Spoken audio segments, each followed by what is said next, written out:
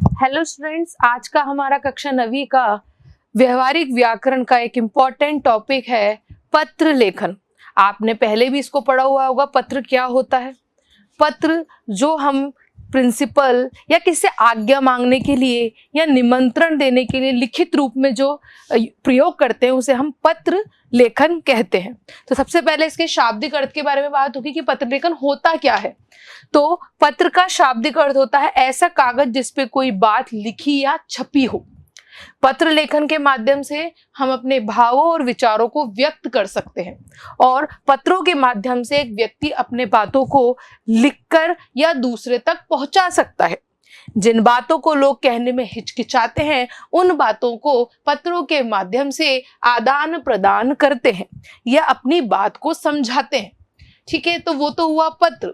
अब पत्र के प्रकार, मुख्यतः पत्रों के दो प्रकार है, औपचारिक पत्र और अनौपचारिक पत्र, फॉर्मल इनफॉर्मल। औपचारिक और अनौपचारिक में क्या अंतर होता है? तो औपचारिक पत्र क्या होते हैं? ये पत्र उन्हें लिखे जाते हैं जिनसे हमारा कोई निजी या पारिवारिक संबंध नहीं होता है। औपचारिक पत्र लेखन में मुख्य रूप से संदेश, सूचना, तथ्यों को ही अधिक महत्व दिया जाता है। व्यवसाय से संबंधी या प्रधानाचार्य को लिखे प्रार्थना पत्र, आवेदन पत्र, सरकारी विभागों को लिखे गए पत्र, संपादक के नाम पे पत्र आदि औपचारिक पत्र कहलाते हैं। औपचारिक पत्रों की भाषा बहुत ही सहज और शिष्टपूर्ण होती है या शिष्टापूर्ण होती है, अनुशासनपूर्ण होती है। ठीक है, इन पत्रों में केवल काम या अपनी समस्या के बारे में बताया जाता है और इधर उधर की बातें नहीं की जाती। जबकि अनौपचारिक पत्र उन पत्रों के वो होते हैं, उन लोगों के लिए होते हैं जिनसे हमारा व्यक्तिगत संबंध होता है, पारिवारिक संबंध होता है। अनौपचारिक पत्र अपने परिवार के लोगों को, जैसे माता पिता, बड़े भाई बहन, छोटे भाई बहन, सगे संबंधियों या मित्रों को उनके हालचाल पूछने, निमंत्रण देने, सूचना देने के लिए लिखे जाते हैं। इन पत्रों में भाषा के प्रयोग में थोड़ी ढील भी की जा सकती है। इस पत्र में शब्दों की संख्या असीमित होती है क्योंकि इन पत्रों में इधर उधर की बातों का भी समावेश होता है। टॉपिक से आने से पहले हम हालचाल पूछते हैं, घर के बारे में पूछते हैं, बड़ों के बारे में पूछते हैं, फिर टॉपिक पे आते हैं, फिर एंड करते हैं, तो थोड़ा सा आसपास इधर उधर की बातें होती हैं। अब हमारा टॉपिक है अनौपचारिक पत्र। तो वे पत्र होते हैं जो परिवारजनों को या सगे संबंधियों को लिखे जाते हैं। अब अनौपचारिक पत्र के प्रकार कौन कौन से हैं?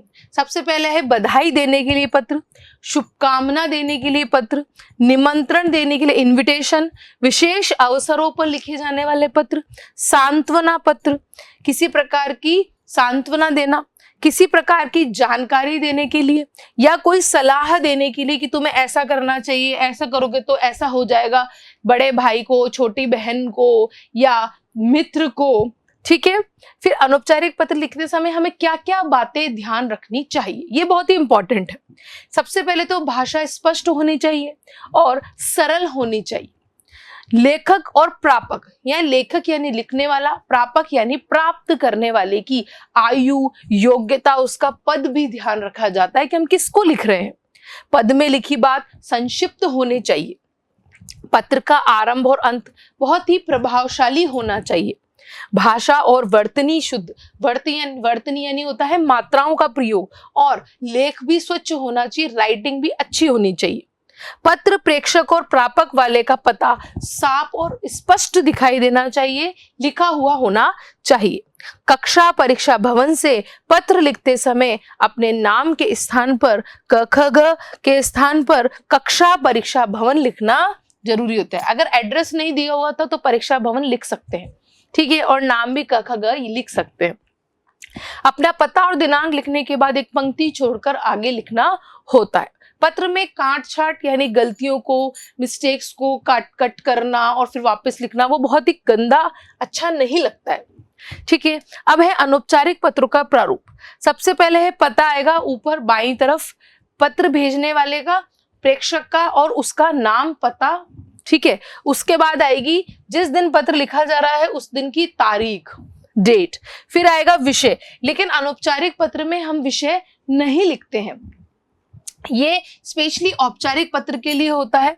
फिर है संबोधन, जिस व्यक्ति को हम पत्र लिख रहे हैं यानी जो प्रापक है वो उससे आपका संबंध क्या है। अगर वो बड़ा है तो उसके लिए पूजनीय, पूज्य, आदरणीय शब्दों का प्रयोग होगा। अगर वो छोटा है तो प्रिय, प्रियवर, स्नेही आदि शब्दों का प्रयोग होगा। फिर अभिवादन की अपने संबंध के हिसाब से सादर, चरण स्पर्श, नमस्ते, नमस्कार, मधुर प्यार ऐसे शब्दों का यूज करना है। फिर मुख्य विषय, मुख्य विषय को भी 3 अनुच्छेद यानी पैराग्राफ में बांट देते हैं। पहले की शुरुआत हम ऐसे करते हैं कि मैं यहाँ कुशल हूँ, हम यहाँ कुशल हैं, आशा करते हैं आप भी वहां कुशल होंगे। फिर हमारे सेकंड में हम टॉपिक पे आएंगे और बाद में सेकंड पैराग्राफ में हम अपनी बात का उल्लेख करेंगे जिस टॉपिक के बारे में हम लिख रहे हैं। और थर्ड अनुच्छेद में हम समाप्ति करते हुए परिवारजनों के कुशलता के लिए लिखेंगे कि मेरी तरफ से बड़ों को प्रणाम, छोटों को प्यार आदि। समाप्ति अंत में प्रेषक यानी भेजने वाले का संबंध, जैसे आपका पुत्र, आपकी बेटी, आपकी पुत्री और आपकी भतीजी आदि, और फिर नाम आ जाएगा। ठीक है। अनौपचारिक पत्र की प्रशस्ति यानी आरंभ में लिखे जाने वाले आदरपूर्ण शब्द, अभिवादन और समाप्ति में किन शब्दों का प्रयोग होता है। तो अगर अपने से बड़ा है, आदरणीय है, तो उसके लिए पूज्य, पूजनीय, पूज्यवर, श्रद्धेय आदि शब्दों का यूज होगा। फिर अभिवादन होगा सादर प्रणाम, सादर चरण स्पर्श, सादर नमस्कार, नमस्ते। फिर समाप्ति होगी आपका बेटा, पोता, नाती, बेटी ऐसे। ठीक है। अपने से छोटे या बराबर वालों के लिए प्रिय, चिरंजीवी या चिरंजीव, प्यारे, प्रिय, प्रियवर या प्रिय मित्र। फिर अभिवादन के लिए मधुर स्मृतियां, सदा खुश रहो, खुशी रहो, स्वस्थ रहो, आशीर्वाद। और समाप्ति में तुम्हारा प्यारा मित्र, तुम्हारी हितैषी, तुम्हारा बड़ा भाई, तुम्हारा शुभचिंतक। ठीक है। अब ये प्रारूप देख लीजिए। सबसे पहले प्रेषक यानी भेजने वाले का पता यहाँ आ जाएगा, उसके बाद दिनांक आएगी, उसके बाद यहाँ पे गैप आएगा, एक लाइन छोड़ी जाएगी। फिर अभिवादन यानी सादर, चरण स्पर्श, जैसे प्रिय, मित्र। फिर उसके लिए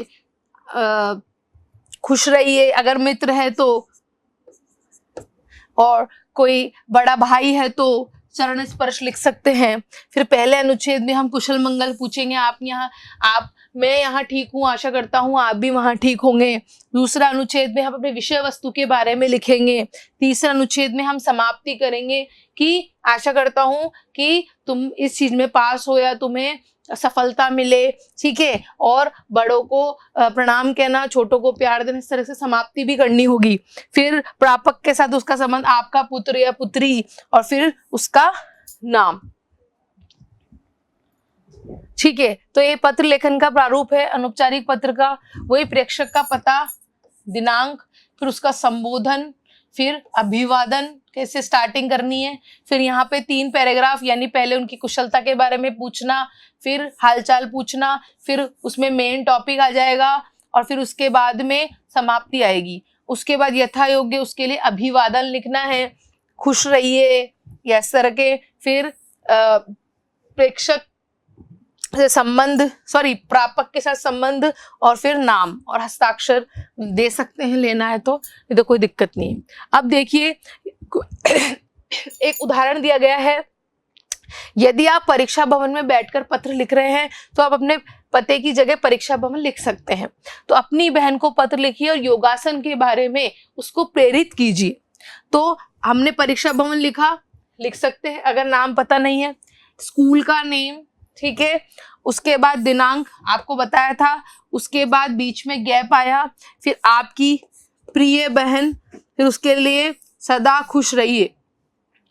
ठीक है। स्वनिर्देश और उसका अभिवादन। ठीक है। उसके बाद हालचाल पूछना है, तो मैं आशा करती हूँ वहां पर सब कुशल होंगे। अभी अभी मुझे पता चला पिताजी का पत्र प्राप्त हुआ और उनसे घर के सभी समाचार प्राप्त हुए। साथ ही साथ ये भी पता चला कि तुम्हारा स्वास्थ्य कुछ ठीक नहीं रहता, तुम अपने स्वास्थ्य का ध्यान रखा करो। तुम्हें तो पता ही है पहला सुख स्वस्थ शरीर को कहा जाता है। इसके लिए आवश्यक है कि तुम हमेशा योगासन किया करो। भागदौड़ भरी जिंदगी में व्यस्त रहने के कारण कोई भी स्वास्थ्य की ओर ध्यान नहीं देता है। योग ऐसा माध्यम है जो शरीर को स्वस्थ करने में महत्वपूर्ण भूमिका निभाता है।